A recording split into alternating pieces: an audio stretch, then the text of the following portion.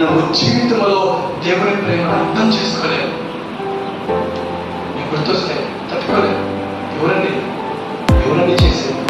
దేవుడు చేసేది ఎవరండి? మర్చిపో. దేవుడు అంటాడు, నేను నిన్ను ఇంత గొప్ప స్థితి నీకు ఇస్తే నువ్వు నన్ను అంత తక్కువగా చూస్తావా అంటే నువ్వేం సమాధానం చెప్తావు? నీకోసం నా ప్రాణమే ఇచ్చేసాను, నువ్వు నాకేం చేసావు?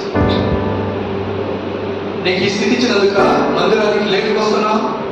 నేను నీకు ఈ స్థితి ఇచ్చినందుక నువ్వు ఎంత విచలవిడిగా ఉన్నావు? నీకు ఈ స్థితి ఇచ్చినందుక నువ్వు కేర్ చేయట్లేదు. ఏమన్నాడు? దాన్ని